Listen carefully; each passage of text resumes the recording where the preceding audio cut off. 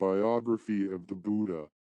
Siddhartha, who later became known as the Buddha or the Enlightened One, was a prince who forsook the comforts of a palace to seek enlightenment. He realized the essential unreality of the world and experienced the bliss of nirvana.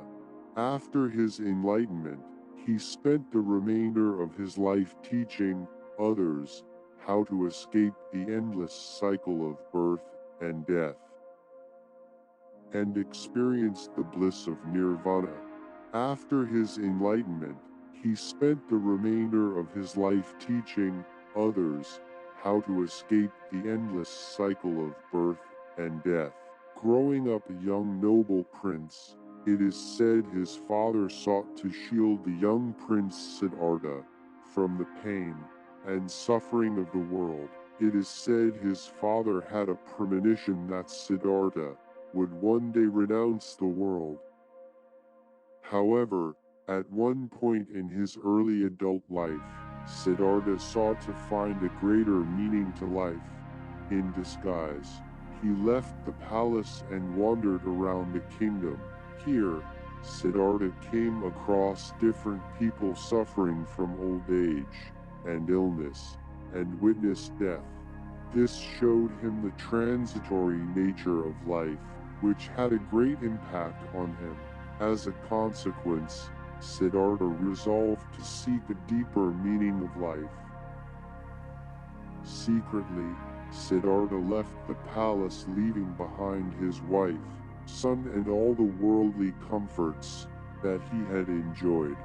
He devoted himself to meditation, seeking enlightenment amongst the ascetics of the four. In his intense quest for enlightenment, Siddhartha fasted excessively so his body wasted away. However, despite his great efforts, enlightenment still remained a far cry. At one point, a passing woman gave him some food to eat, and Siddhartha realized it was a mistake to seek enlightenment by torturing the body. He regained his strength and resolved to follow a middle path, avoiding excesses of both fasting and feasting. On one day, Siddhartha resolved to sit under a Bodhi tree until he attained enlightenment. For several days, he sat in meditation seeking nirvana. He was tested by various forces which tried to prevent him realizing the goal. However, Siddhartha was successful and entered into the blissful consciousness of nirvana for several days. On returning to normal consciousness, Siddhartha the Buddha made the decision to spend the remainder of his life teaching others how to escape the inherent suffering of life.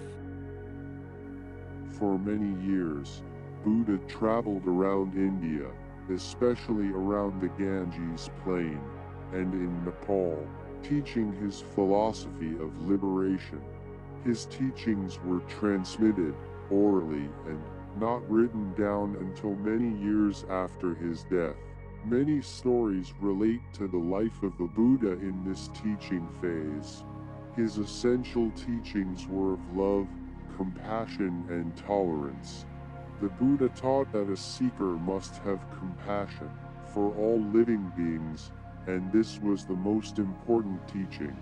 Although the Buddha disliked formal rules, a monastic following sprung up for those interested in following his path. He advocated strict celibacy for those wishing to follow his monastic path. The Buddha would often give talks on enlightenment, but on one occasion, he simply held up a flower and maintained silence. Many left not understanding the point, but when later questioned, the Buddha replied that his real teaching could only be understood in silence. Talks could only give limited intellectual information, which was not real enlightenment. The Buddha sought to avoid deep philosophy. He avoided using the term God, preferring to talk about the practical way that a person may escape the cycle of birth and rebirth and attain enlightenment. Like many spiritual teachers, he often taught in parables to keep his teachings simple and practical. The Buddha attracted hostility from those jealous of his popularity and spiritual development.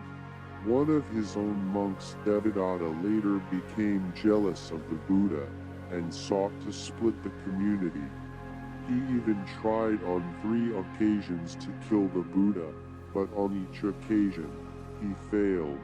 The Buddha was a contemporary of Chan teacher Mahavira, but though they had great mutual respect. The Buddha passed away after many years of teaching and traveling throughout India. On his deathbed, he told Ananda that he should now rely on his teachings and own ethical conduct to be the guide of his life. Thank you for watching.